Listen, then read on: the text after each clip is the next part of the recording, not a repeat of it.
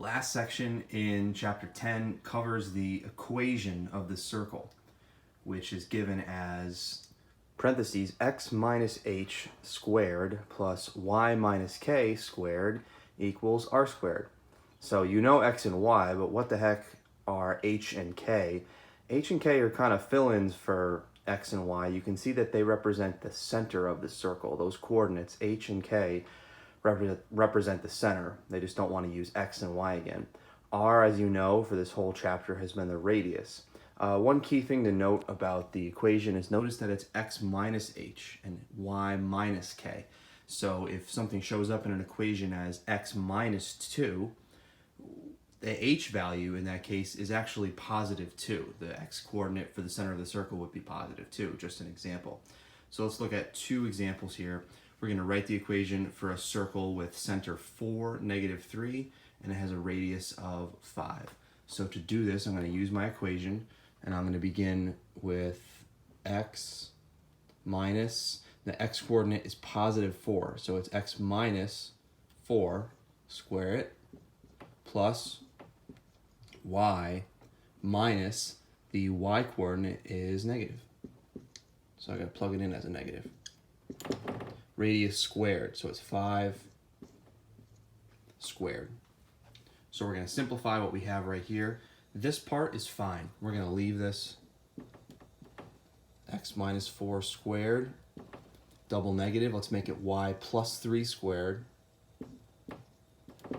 And at the end, we'll just simplify this to give 25. So a lot of times you will see perfect squares at the end of an equation for a circle. That indicates that you have an integer for the actual radius. If the radius is 5, it's going to show up as 25 in the simplified form of the equation.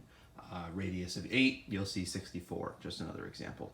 Okay, this time I'm going to give you the center of the circle and then 1 point on the circle. So what's missing this time would be the radius. So let's go ahead and plug in based on the equation and the information that we have. Now, this time, I have the center, but I also have a point. I'm going to use this point information and plug that in where the x and y have been in the equation of the circle. So the x coordinate of this point that I have is 4, and the center of the circle features an x coordinate of 1. So let's go 4 minus 1, square it.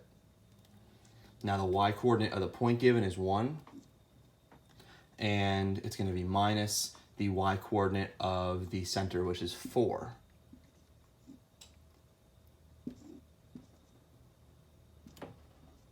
And we're solving for r squared, which we're missing. Okay, 4 minus 1 squared, that's going to be 3 squared, so 9. 1 minus 4, that's negative 3. Square it, that's still positive 9. So we have 18 equals r squared. Now, if you're savvy, you could say, hey, r squared is what's featured in the equation. That's given to me right here. You could continue to then simplify, solve for r, which would be the square root of 18, simplify to 3 root 2.